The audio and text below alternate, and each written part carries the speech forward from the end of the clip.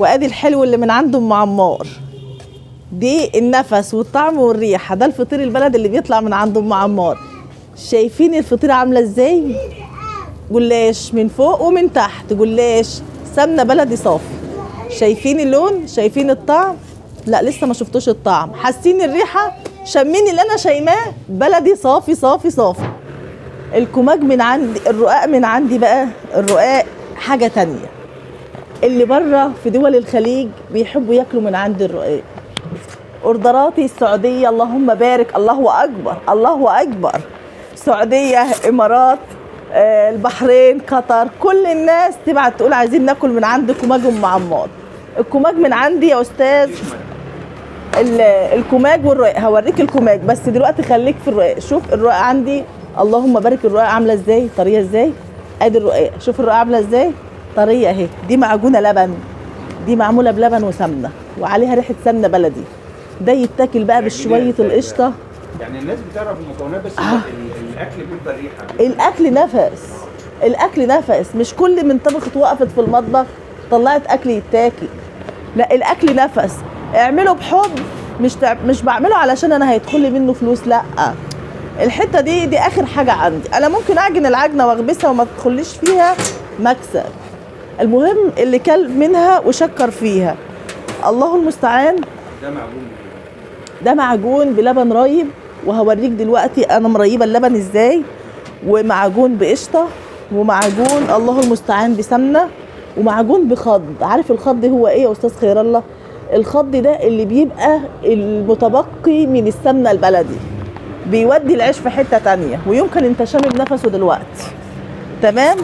ده يتاكل بقى بحته جبنه، باي نواشف، اللهم بارك، تشبع. لو اتاكل حاف تشبع منه. الناس يعني الاوردر اللي قدامك ده اللهم بارك اللهم بارك مسافر النهارده الامارات. تمام. ومتوصي ومسافر واحد السعوديه امبارح. يعني انا شغلي ولله الحمد على مستوى محافظه كفر الشيخ. معمر جهزته وخدت وش اللبن. عندي الفطير ده متطبق. الفطير ده انا بطبقه الصبح، بعجنه، وبعد ما بعجنه بسيبه يرتاح لانه ما بيتحطلوش خميره. بسيبه يرتاح حوالي نص ساعه. ببقى عارفه اوردراتي وعامله بشويه بزياده. بلف الفطير بسمنته على حسب الطلب الزبون اللي موجود. يعني ده احجام صغيره، ده حجم متوسط، ده حجم متوسط، ده هيتعمل قشطه وسمنه بلدي. كل واحد على حسب الزبون بتاعه. انا هنا بقى اللي بيقولوا ايمان ما بتعملش بقشطه بلدي، ادي القشطه وطلعتها قدامكم اهو. كل حاجه على قد ثمنها يا جماعه. بالصلاه على النبي هنطبق الفطيره ديت. الصلاه على النبي. دي الفطيره كده بعد ما اتبططت بسيبها ترتاح. لازم ترتاح شويه قبل ما تدخل الفرن علشان تطلع معايا مورقه. وادي الحلو اللي من عند ام عمار. دي النفس والطعم والريحه، ده الفطير البلد اللي بيطلع من عند ام عمار. شايفين الفطيره عامله ازاي؟ جلاش من فوق ومن تحت، جلاش سمنه بلدي صافي. شايفين اللون؟ شايفين الطعم؟ لا لسه ما شفتوش الطعم. حاسين الريحه؟ شمين اللي انا شايماه بلدي صافي صافي صافي. بعد ما طلعت بقى كده من الفرن بديها كمان كده معلقه سمنه بلدي، لزوم الشيء ولزوم ايه يعني التكه الاخيره. دي الفطير من عندي. الفطير من عند ام عمار ليه تكه تانيه يا جماعه.